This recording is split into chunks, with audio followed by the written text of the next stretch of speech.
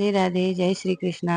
आप सबों का किशोरी चैनल में स्वागत है। पितृपक्ष की शुरुआत भाद्र मास की पूर्णिमा से होती है और इसका समापन अश्विन कृष्ण अमावस्या यानी सर्वपितृ अमावस्या के दिन होता है। स्नान दान पूर्णिमा लगते ही पितृपक्ष की शुरुआत होती है। पितृपक्ष 7 सितंबर से शुरू हो रहे हैं। तो पितृपक्ष में लड्डू गोपाल की सेवा कैसे करें, बाकी सभी भगवान की पूजा करनी चाहिए या नहीं, आइए हम इसके बारे में जानते हैं।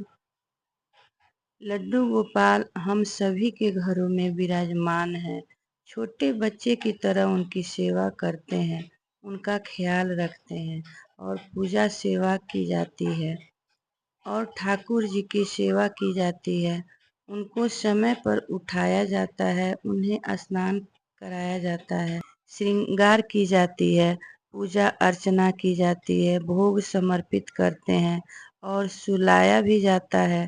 कहने का मतलब है एक बिल्कुल छोटे बच्चे की तरह उनकी सेवा की जाती है। पितृपक्ष में भी हमें सेवा बंद नहीं करनी है।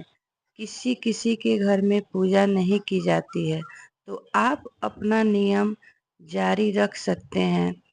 सबके अपने अपने पितृपक्ष के नियम होते हैं, उनका पालन कर सकते हैं। अगर आपके घर में ऐसा कोई नियम नहीं है तो आप शास्त्रों में ऐसा कोई नियम नहीं है जो आप पितृपक्ष में किसी भी भगवान या लड्डू गोपाल की सेवा नहीं कर सकते। तो ठाकुर जी की पूजा सेवा हमें कैसे करनी है ये जानते हैं। तो आप अगर ठाकुर जी को सुलाते हैं तो उनको बहुत प्यार भाव के साथ घंटी बजाकर ताली बजाकर हम उनको जगा लेंगे और हम अपने ठाकुर जी को भोग लगाएंगे। आप अपने लड्डू गोपाल जी को दूध पिलाते हैं तो आप दूध का भोग लगाएं। थोड़ी देर बाद हम अपने ठाकुर जी को स्नान कराएंगे, शुद्ध जल से साफ कपड़े पहनाएंगे, श्रृंगार करके चौकी पर या आसन पर विराजमान कर देंगे। पितृपक्ष में पितरों का श्राद्ध और तर्पण किया जाता है। धार्मिक मान्यताओं के अनुसार पितृपक्ष के दौरान पितृपक्ष संबंधी कार्य करने से पितरों को मोक्ष की प्राप्ति होती है। साथ ही 7 सितंबर स्नान दान लगते ही पितृपक्ष शुरू हो जाएंगे।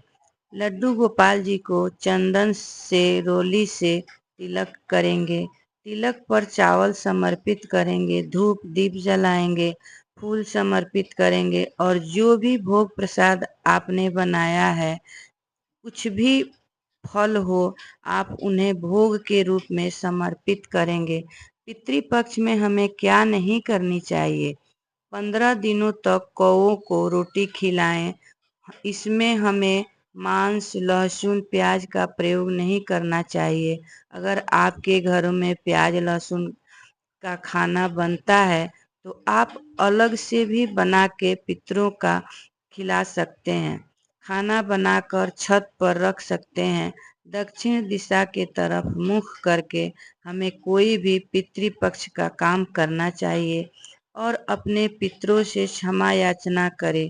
कोई भी नया श्रृंगार आपको नहीं खरीदना है। अगर आप खरीदना चाहते हैं तो पितरों के लिए खरीद सकते हैं। इसमें कोई मांगलिक कार्य नहीं किया जाता है। तुलसी पूजा डेली करनी है। सूर्य देव को जल समर्पित करना है। आप पीपल को जल दे सकते हैं। पितरों के लिए नए वस्त्र खरीद सकते हैं, अपने लिए नहीं खरीदना है। आप श्राद्ध पक्ष में ब्राह्मण को भोजन जरूर कराएं। तो इस प्रकार हमें अपने लड्डू गोपाल जी और ठाकुर जी की सेवा करनी चाहिए और पितरों के लिए दान पुण्य करनी चाहिए।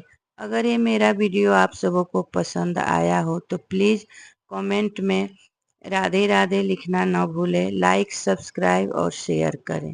राधे राधे।